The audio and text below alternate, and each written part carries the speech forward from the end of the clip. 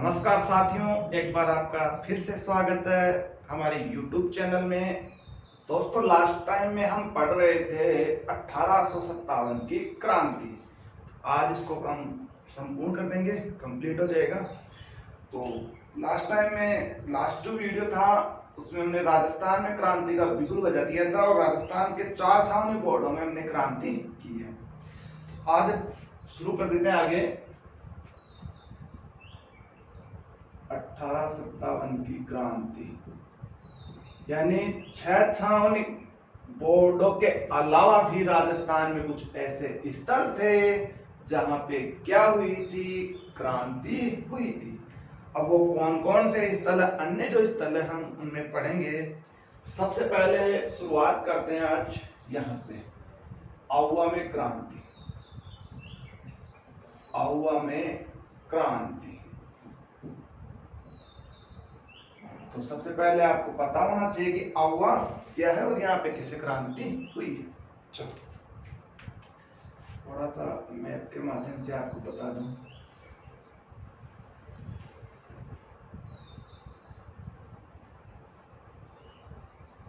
देखो दोस्तों, ये आहुआ है, ये आहुआ एक ठिकाना है। ये यहाँ पड़ता है अपने आहुआ, और आहुआ क्या एक ठिकाना है। और ये आहुआ जो है ये वर्तमान में पड़ता है आपके पाली जिले में। कौन से जिले में पड़ता है? पाली। पहले ये जो आहुआ था ये मारवाड़ रियासत के अधीन था। अगर आपसे पूछे कि रियासत, तो रियासत की बात करें तो ये आहुआ कहाँ पड़ता है? मारवाड़ रियासत। तो पता होना चाहिए कि आहुआ जो स्थल है क्रांति के दौरान कौन सी रियासत का भाग था? मारवाड़ का भाग था। वर्तमान में आहुआ कहाँ पड़ता है? पाली। देखो, आहुआ एक ठिकाना है, अभी मैंने बताया क्या है ये ठिकाना। और ठिकाना जो होता है उसका हेड ऑफ होता है ठिकानेदार। तो इसका जो ठिकानेदार था वो था कुशाल सिंह चंपावत। कुशाल सिंह चंपावत। ये आहुआ का क्या है? ठिकानेदार है कुशाल सिंह चंपावत। तो हमने लास्ट टाइम में एरनपुरा में क्रांति पढ़ी थी। एरनपुरा का जो शिवनाथ सिंह था वो भागकर कहाँ आ जाता है? आहुआ में। और आहुआ के ठिकानेदार कुशाल सिंह के साथ मिलकर यहाँ पे भी क्या करते हैं? क्रांति करते हैं। तो कुशाल सिंह चंपावत आहुआ का क्या है? ठिकानेदार। देखो, इस कुशाल सिंह चंपावत के एक कुल देवी है, कुल देवी, जिसकी चर्चा में आगे हम वीडियो में करेंगे। वो है सुगाली माता। कौन है? सुगाली माता। इस सुगाली माता को कहते हैं 1857 की क्रांति की देवी। क्यों कहते हैं इसकी चर्चा भी हम करेंगे। 1857 क्रांति की देवी, ध्यान रखना। एक तो हम पढ़ते हैं बीएसएफ के जो सैनिक है उनकी देवी जो कि तनोट माता है, और 1857 की क्रांति की देवी है सुगाली माता, जिसके 10 सिर और 54 हाथ माने गए हैं। तो आहुआ में जो क्रांति, आहुआ में वैसे क्रांति ने युद्ध लड़े थे, यानी कुशाल सिंह चंपावत जो था उसने यहाँ पे आहुआ में क्या लड़े थे? युद्ध। तो सबसे पहले आज बात करेंगे बिथोड़ा का युद्ध। सबसे पहले बात करें बिथोड़ा का। हथौड़ा नहीं है ये, बिथोड़ा है, ध्यान रखना। बिथोड़ा का जो युद्ध लड़ा गया था, ये लड़ा गया था 8 सितंबर को। 8 सितंबर 1857। 8 सितंबर 1857 को बिथोड़ा के मैदान में क्या लड़ा गया था? युद्ध। ये बिथोड़ा का मैदान पाली में ही है, पहले मारवाड़ रियासत में। ये युद्ध लड़ा गया था। एक तरफ तो कौन था? कुशाल सिंह की सेना। कुशाल सिंह, कुशाल सिंह वर्सेज अंग्रेज के मध्य ये युद्ध हुआ था। कुशाल सिंह की सेना थी एक तरफ, दूसरी तरफ थी अंग्रेजों की सेना। और अंग्रेजी सेना का नेतृत्व कर रहे थे कैप्टन हिथकॉट। कैप्टन हिथकॉट। कौन नेतृत्व कर रहे थे? कैप्टन हिथकॉट कर रहे थे। और इस कैप्टन हिथकॉट का साथ दिया था मारवाड़ के महाराजा ने। देखो किसी विडंबना है, हमारे क्रांतिकारी जो भाई हैं अंग्रेजों को मार काट के अंग्रेजों भगाने का प्रयास कर रहे हैं, और अपने राजपूत जो शासक हैं, महाराजा हैं, जैसे स्वरूप सिंह ने पढ़ा लास्ट टाइम में, उन्होंने 40 अंग्रेजों को शरण दी। और यहाँ पे भी मारवाड़ महाराजा, मारवाड़ के महाराजा कौन थे? तख्त सिंह। इस तख्त सिंह ने भी अंग्रेजों का क्या दिया था? यहाँ पे साथ दिया था। साथ ही इस तख्त सिंह का सेनापति भी था, साथ में सेनापति, और सेनापति का नाम था अनार सिंह। कई जगह अनाड़ मिल जाता है, कई जगह अनार सिंह मिल जाता है, कंफ्यूज होने की आवश्यकता नहीं है। अनार सिंह इसका सेनापति था। ये इस अंग्रेज अधिकारी कैप्टन हिथकॉट का इन्होंने क्या दिया था? साथ दिया था। इस युद्ध में क्या हुआ दोस्तों? इस युद्ध में विजेता जो होते हैं वो होते हैं कुशाल सिंह चंपावत। विजेता कौन होते हैं? कुशाल सिंह चंपावत। और इस युद्ध में कैप्टन हिथकॉट जो है उसको क्या कर दिया जाता है? पित्तर। कैप्टन हिथकॉट मारा जाता है। और यहाँ पे अनार सिंह की बिक जाती है अनार। अनार सिंह की काय बिकी? अनार बिकी। इसका मतलब यह है दोस्तों, अनार सिंह भी यहाँ पे मारा जाता है। ऐसे याद रख लेना कि अनार सिंह की तो यहाँ पे अनार बिक गई थी, और कैप्टन हिथकॉट क्या हो गया था? पित्तर। और तख्त सिंह नाम से तख्ता है, ये 9-2-11 यहाँ से हो गया था। विजेता होते हैं कुशाल सिंह चंपावत। इस बात का थाग पड़ता है राजस्थान के एजीजी पैट्रिक लॉरेंस को कि एक छोटा सा ठिकाना आउआ, यानी कैप्टन हिथकॉट, मारवाड़ के खुद महाराजा और सेनापति अनार सिंह को भी उसने हरा दिया। तो अंग्रेज इस हार को बर्दाश्त नहीं कर पाए और ज्यादा इंतजार इन्होंने नहीं किया। मात्र 10 दिन बाद आ गए एक दूसरे मैदान में, इसी के पास है चेलावास का मैदान।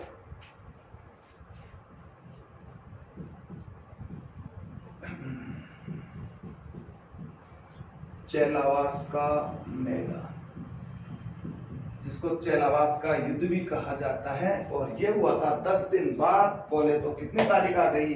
18 सितंबर 1857। 18 सितंबर 1857 को चेलावास के मैदान में आ गए साहब। वही एक तरफ कुशाल सिंह चंपावत, कुशाल सिंह की सेना, और दूसरी तरफ सेना किसकी थी? अंग्रेजों की। इस बार अंग्रेजी सेना का नेतृत्व करने खुद आ गए राजस्थान के एजीजी। कौन थे? Patrick Lawrence. पैट्रिक लॉरेंस खुद आए थे यहाँ पे लड़ने के लिए, और साथ दिया था यहाँ पे मारवाड़ के पीए। यहाँ के जो पीए थे वो थे मैकमोसन। ध्यान रखना, मैकमोसन कौन थे? ये मारवाड़ के क्या थे? पीए। यानी मारवाड़ के जो पीए थे मैकमोसन, हालांकि मैंने बताया था मेवाड़ का पीए कौन था? मेजर सावर्स। तो पीए मैकमोसन और पैट्रिक लॉरेंस की संयुक्त सेना थी। दूसरी तरफ था कौन? कुशाल सिंह चंपावत। देखो ये चेलावास का जो युद्ध है, इसको एक कवि हुए हैं, इतिहासकार हुए हैं सूर्यमल मिश्रण। सूर्यमल मिश्रण। इस सूर्यमल मिश्रण ने इस चेलावास के युद्ध को कहा है गौरव व कालो का युद्ध। क्या कहा इसको? गौरव व कालो का युद्ध कहा। अब कई दोस्तों के मन में ये विचार आ रहा होगा कि साहब इस युद्ध को ही इन्होंने गौरव व कालो का युद्ध क्यों कहा? इसको क्यों नहीं कहा अभी थोड़ा को? ये इसलिए नहीं कहा क्योंकि गोरे कौन है? अंग्रेज हैं, और अंग्रेज अपने भारतीयों क्या मानते थे? काले मानते, हम स्वर्ण वर्ग से हैं। तो कुशाल सिंह यहाँ पे काले थे, इधर अंग्रेज, साथ में यहाँ पे कौन थे? तख्त सिंह और अनार सिंह। तो मिक्स हो गए ना, इस वजह से इसको नहीं कहा गया। और इसको इसलिए कहा क्योंकि यहाँ पे तो सारे के सारे काले थे, इधर कोई भी यानी भारतीयों ने इसका साथ नहीं दिया, क्योंकि अंग्रेजी थे दोनों के दोनों अधिकारी। कौन थे? अंग्रेजी थे। इसी वजह से सूर्यमल मिश्र ने इनको कहा है गौरव कालों का युग। दोस्तों एक बात और जान लें, ये जो सूर्यमल जो मिश्रण है, ये ऐसे इतिहासकार हैं, ये कभी भी मुख बनकर नहीं रहे।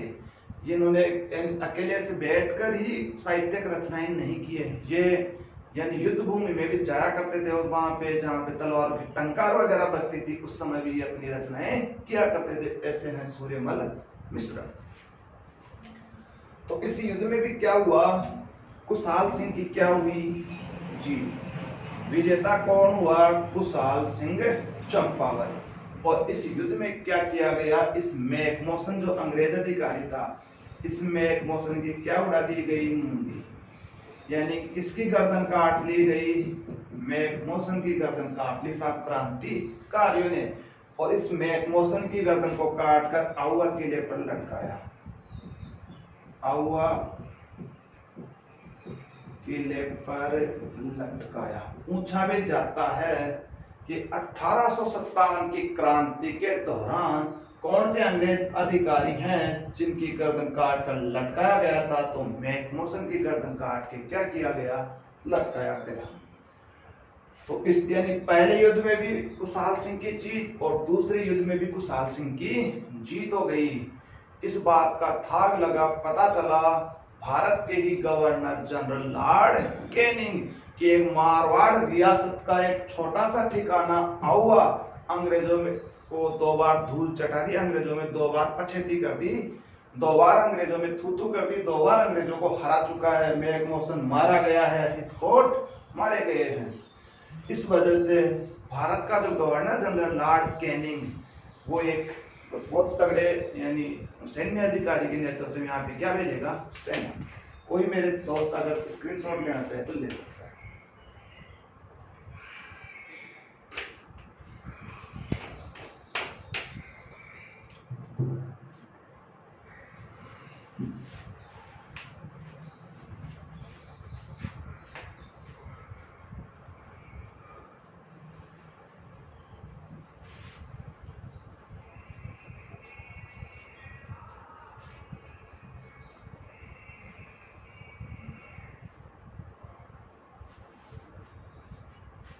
देखो आगे क्या होता है।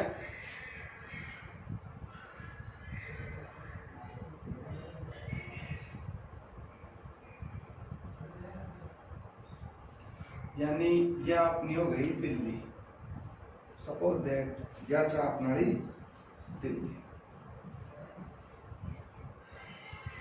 और यह हो गया आपका आउवा।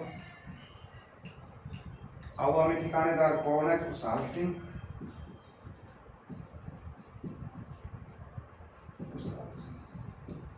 ठीक है। तो इस समय भारत के जो गवर्नर जनरल थे वो कौन थे? Lord Canning. लॉर्ड कैनिंग को पता चला कि एक आउवा छोटा सा ठिकाना 2 बार अंग्रेजों को परास्त कर चुका है। बात है 20 जनवरी 1858। 20 जनवरी 1858 को क्या होता है? लॉर्ड कैनिंग है, ये मेजर होम्स के नेतृत्व में एक सेना भेजते हैं आउवा।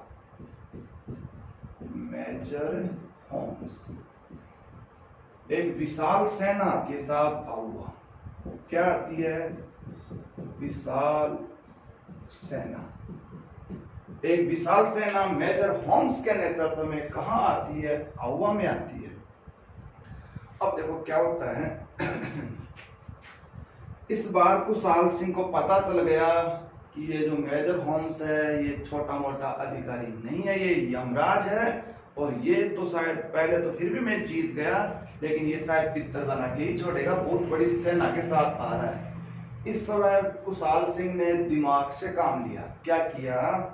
इस कुशाल सिंह ने अपने इसका एक छोटा भाई था, छोटा भाई, और छोटा भाई का नाम था पृथ्वी सिंह।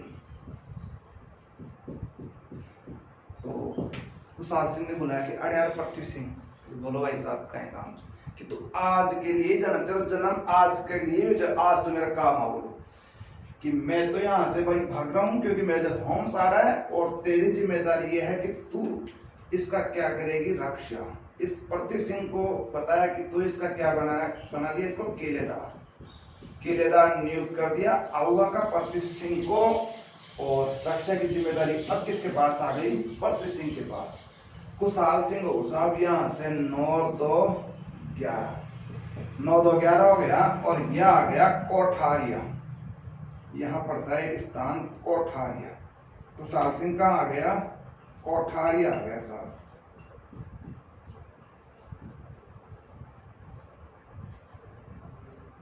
थोड़ा सा ऊपर करते हैं इसको। कोठारिया जो स्थान है ये मेवाड़ रियासत में पड़ता है। यहां मान लेते हैं कोठारिया। और कोठारिया के जो इस समय रावत वो थे जोत सिंह के पास इसने क्या ले ली, शरण ले ली। तो पूछ लेते हैं कि 18 शताब्दी क्रांति के दौरान खुशहाल सिंह कहाँ चले गए थे, कोठारिया चले गए थे। और कोठारिया में किसके पास शरण ली थी इसने, जोत सिंह से क्या ली थी, शरण ली थी। यहाँ पे 9-2-11 में मेजर होम्स की सेना आ गई साहब आउवा। और आउवा में क्या किया, सबसे पहले इस आउवा किले को क्या कर दिया, तहस नहस कर दिया साहब। आउवा किले को ये नष्ट कर दिया। और पृथ्वी सिंह की क्या घुमा दी, पृथ्वी क्या घुमा दी, अंग्रेजों ने पृथ्वी सिंह की पृथ्वी घुमा दी, यानी पृथ्वी सिंह यहाँ पे मारा जाता है। और आउवा किले को तहस नहस कर दिया। और आउवा पर जो अधिकार हो जाता है, अधिकार वो किसका हो जाता है, अंग्रेजों का। अधिकार किनका हो गया, अंग्रेजों का अधिकार हो जाता है। यहीं पे आउवा में अंग्रेजी सेना को एक हीरोइन मिलती है। कौन मिलती है, हीरोइन। अब कई कह रहे होंगे सब कैट ना कैट मिली होली, उसकी बात नहीं कर रहा। एक हीरोइन मिली जिसके 10 सिर और 54 क्या थे, हाथ। महाकाली भी इसको कहा जाता है। ये और कोई हीरोइन नहीं थी, ये कौन थी, सुगाली माता। यानी एक प्रतिमा थी, सुगाली माता। इस सुगाली माता की क्या मिली इनको, प्रतिमा, जिसके 10 सिर थे और 54 क्या थे, हाथ।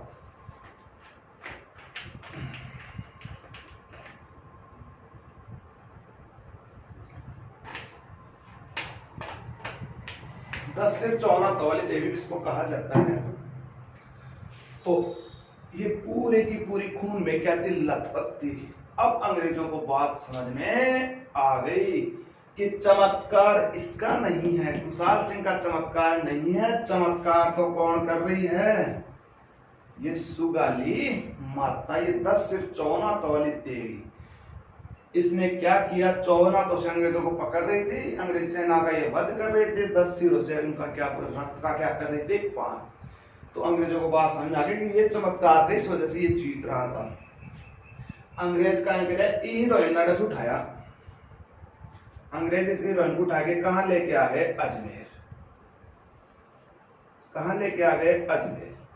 यानी पूछ भी लेते हैं कि क्रांति के दौरान अंग्रेज सुगाली माता की प्रतिमा को कहां लेके आ गए थे, अजमेर।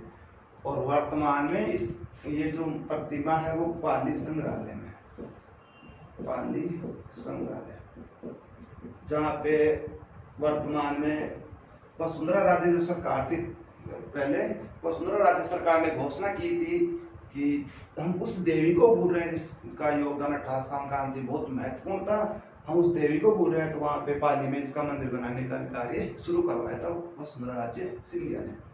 तो ये आपको पता होना चाहिए। बाद में हालांकि अंग्रेजों का काम जो था, मकसद वो पूरा नहीं हुआ। मकसद कौन था, खुशहाल सिंह। तो साहब अंग्रेजों ने खूब ढूंढा साहब खुशहाल सिंह को, लेकिन खुशहाल सिंह इनको नहीं मिला। खूब लुक-मीच अपन पढ़ते हैं ना, यानी पहले जब छोटे थे बालक थे तब मैंने खेल कहते लुक-मीचनी।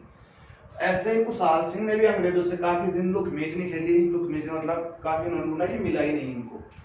बाद में जब इसका मकसद पूरा हो गया तो बात है 8 अगस्त 1860। बात कब की है? 1860।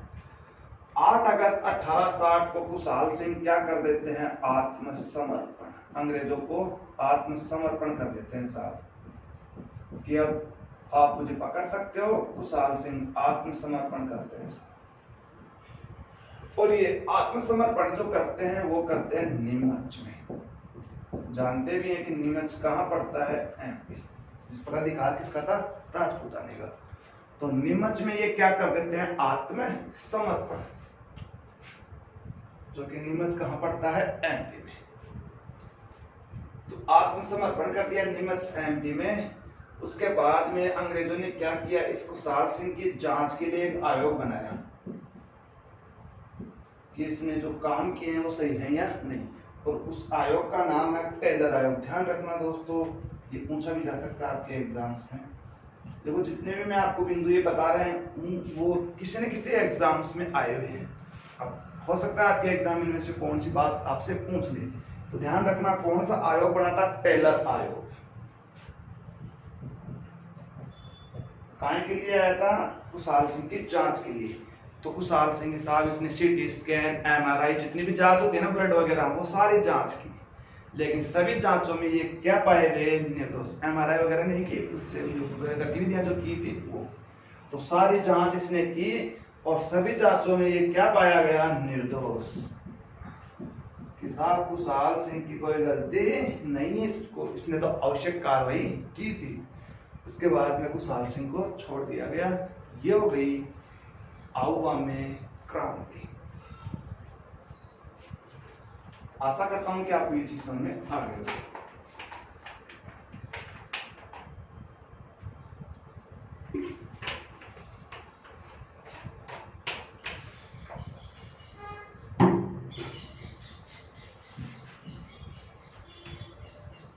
नेक्स्ट जो क्रांतिकारी स्थल है वो हम पढ़ेंगे कोटा। सबसे इसमें जो क्रांति हुई है, सबसे ज्यादा जो योगदान रहा है क्रांति में, वो कोटा का रहा है। ये भी आपको ध्यान रखना है दोस्तों।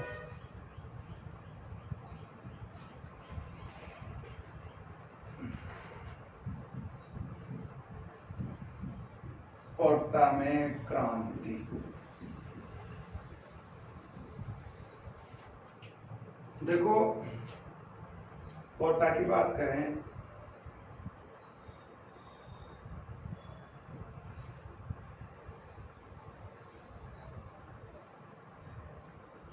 तो ये अपना कोटा हो गया। देखो इस समय कोटा के जो शासक थे वो थे राम सिंह। राम सिंह सेकंड है, फर्स्ट नहीं है। राम सिंह सेकंड। कोटा में दो राम सिंह हुए, एक राम सिंह फर्स्ट हुए हैं, एक राम सिंह सेकंड। राम सिंह जो फर्स्ट था उसको भड़भुजा भी कहा जाता है, ये थोड़ा सा ध्यान रख लेना। तो कोटा के शासक थे राम सिंह।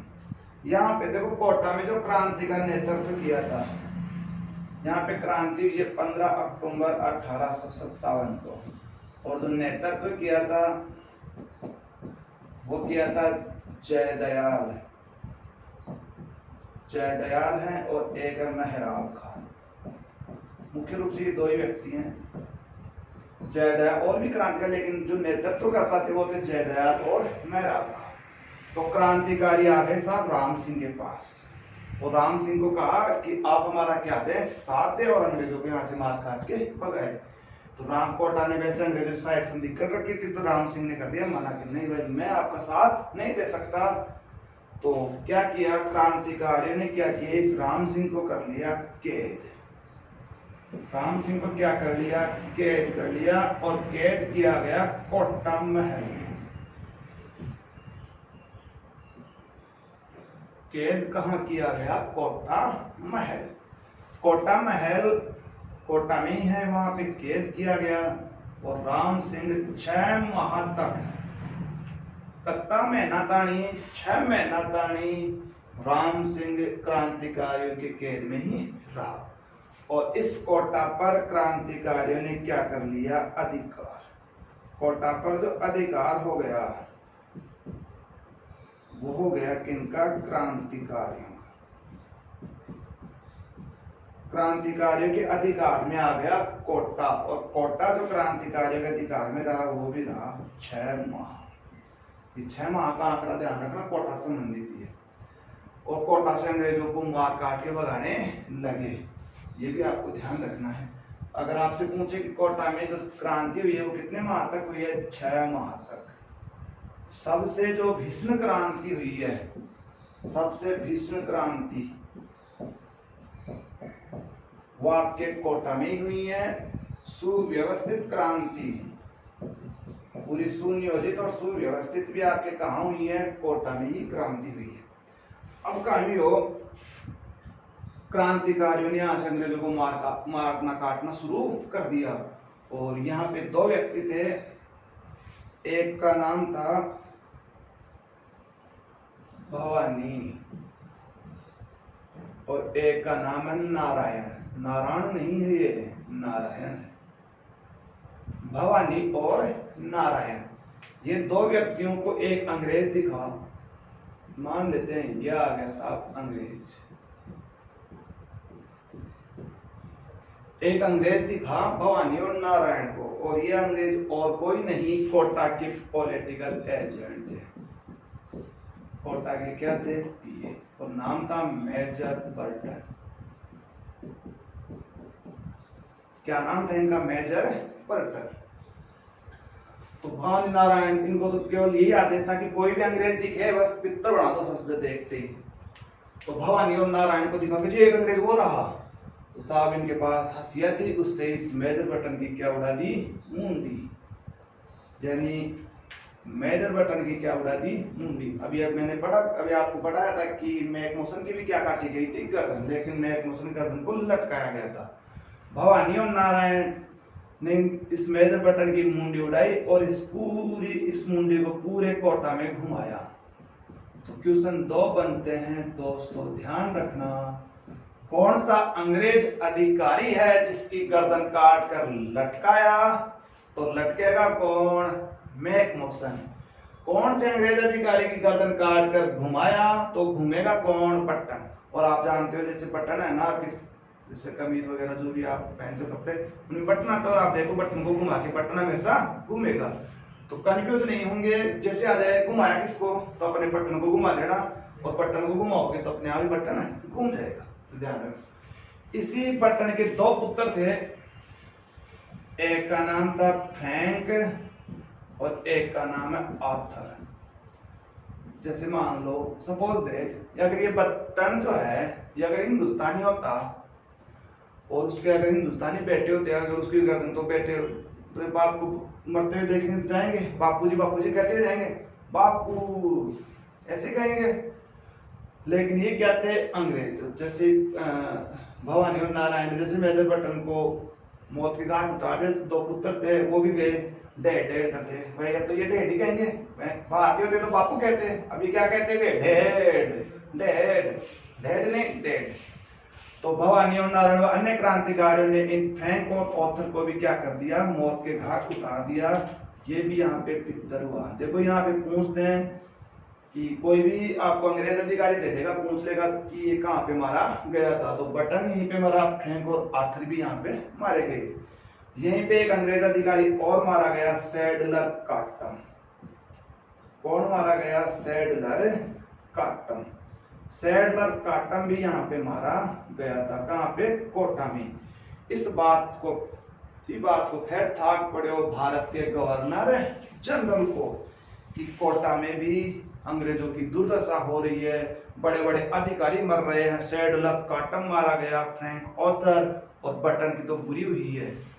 तो क्या होता है, लॉर्ड कैनिंग क्या करते हैं, एक व्यक्ति है जिसका नाम है, पहले तो आई थी होम्स के नेतृत्व से ना, लॉर्ड जो कैनिंग है भारत के गवर्नर जनरल, ये लॉर्ड कैनिंग क्या करते हैं, रॉबर्टसन के नेतृत्व में सेना भेजते हैं। साहब ध्यान रखना किसके नेतृत्व में सेना आई थी, रॉबर्टसन। तो देखो हमने पहले आउवा पढ़ा, उसके बाद में कोटा पढ़ा। तो थोड़ा सा आप ध्यान रख लेना कि पहले कौन आएगा, एक तो देखो रॉबर्टसन और एक होम्स।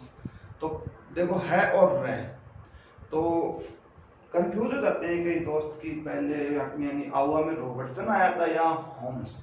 तो देखो है से होम्स, है से हनुमान जी। ऐसे याद रखना, क्रांति में पहले हनुमान जी आया था, हनुमान जी है हनुमान। ध्यान रखना कि क्रांति में पहले कौन आया था? हनुमान। हनुमान बोले तो होम्स। बाद में कौन आए थे? रॉबर्टसन।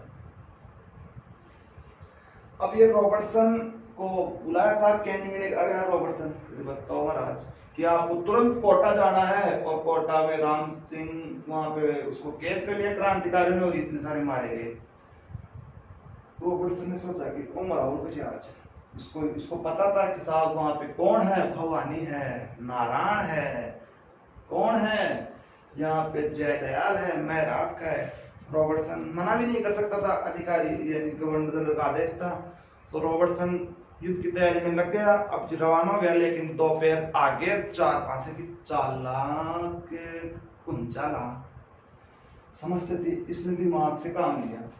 ये रॉबर्टसन सीधा यहाँ कोटा नहीं आया, ये गया करौली। कहाँ गया? करौली। और करौली के महाराजा थे मदनपाल। करौली के महाराजा कौन थे? मदनपाल। तो करौली के मदनपाल से कहा कि भाई अपना बड़ा भाई कौन है? लाड़के। बड़ा भाई को बात हो गई है, और उसने कहा कि तू मदनपाल के साथ खड़े जाजे कोटा। मदनपाल के बावड़ो से आपा कुंचाला तंध्यान गुनी बड़े कौन छी भवानी नारायणी बटन की गाय तुझे। तो रॉबर्टसन ने दबाव बनाया कि तुझे पता नहीं कि तुमने सारे एक्शन नहीं किए, अगर तू नहीं जाएगा तो तेरे सारे अधिकार छीन लेंगे। चालू है, तू चालू मत चल लो। तो ये दोनों की संयुक्त सेना कहाँ आती है? कोटा।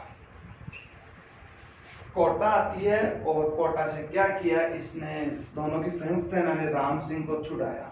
पहला काम तो ये, राम सिंह को इन्होंने छुड़ा लिया साहब, यहाँ से क्रांतिकारियों से मुक्त करवा दिया, और यहाँ से क्रांतिकारियों को भगाया। क्रांतिकारियों को भी यहाँ से भगा दिया, और कोटा को करवा दिया स्वतंत्र, और कोटा का वापस शासक बना दिया किसको? राम सिंह को। अंग्रेज मदनपाल से खुश हुए। अंग्रेज किससे खुश हुए? मदनपाल से, और इसको एक उपाधि दे दी GCI, grand commandant of India. ध्यान रखना, भारत का महान कमांडर जो है वो कौन है? मदनपाल। GCI की जो उपाधि दी गई है वो मदनपाल को। अंग्रेज राम सिंह से काफी नाराज थे, और राम सिंह को जो 15 तोपों की सलामी दी गई थी, सबसे ज्यादा इसी को दी गई थी 15 तोप। 15 तोपों की सलामी की जगह इसको कितनी दे दी? 11 तोप। तू 15 के लायक कौन नहीं। इस प्रकार कोटा में भी क्या हुई है? क्रांति। तो क्रांति में राजस्थान में अगर बात करें, क्रांति का सबसे ज्यादा जो योगदान रहा वो कौन सी रियासत का रहा है? कोटा का। तो ये हो गई कोटा में क्रांति। एक दो जगह छोटी छोटी जगह और क्रांति हुई है, वो आप एक दो लाइन में देख ले, बाकी पूरा हो गया टॉपिक आपका।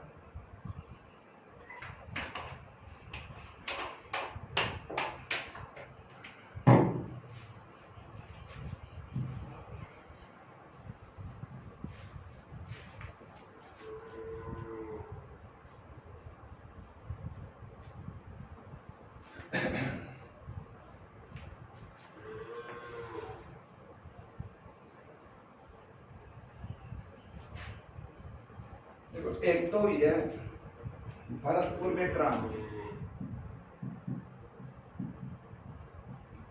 भरतपुर में क्रांति, देखो भरतपुर में क्रांति उसी दिन हुई है जिस दिन क्रांति की तारीख निश्चित हुई थी हिंदुस्तान में, सब जानते हैं, 31 मई 1857। इतना ध्यान रखना कि भरतपुर में क्रांति कब हुई। जैसे भरतपुर के जो शासक थे वो जसवंत सिंह थे, कोई मतलब नहीं है। एक है धौलपुर में क्रांति, छोटी छोटी क्रांतियां हैं धौलपुर, और धौलपुर में क्रांति हुई है अक्टूबर 1857 में। तो ये दो जगह और क्रांतियां हुई हैं, और क्रांति असफल रही थी, हालांकि ये सब आप लोग जानते हैं। देखो इसे 1857 की क्रांति के बारे में कुछ लोगों ने कथन कहे हैं। कथन थोड़ा सा आप ये भी ध्यान रख लो। एक है वीडी सावरकर।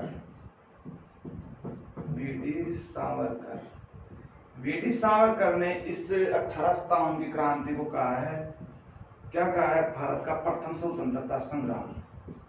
प्रथम स्वतंत्रता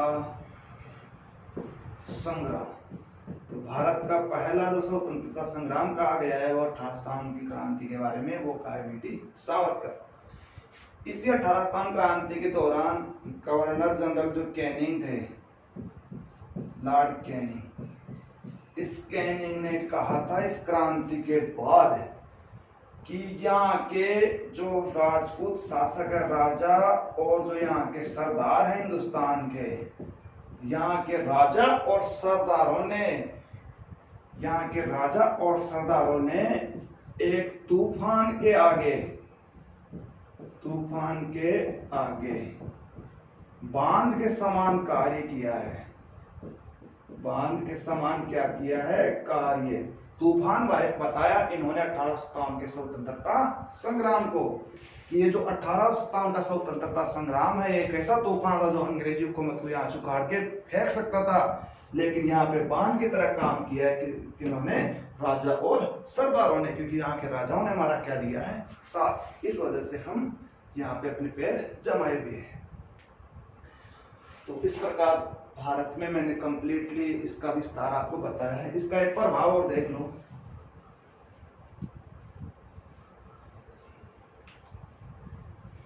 क्रांति का प्रभाव, लास्ट बिंदु है।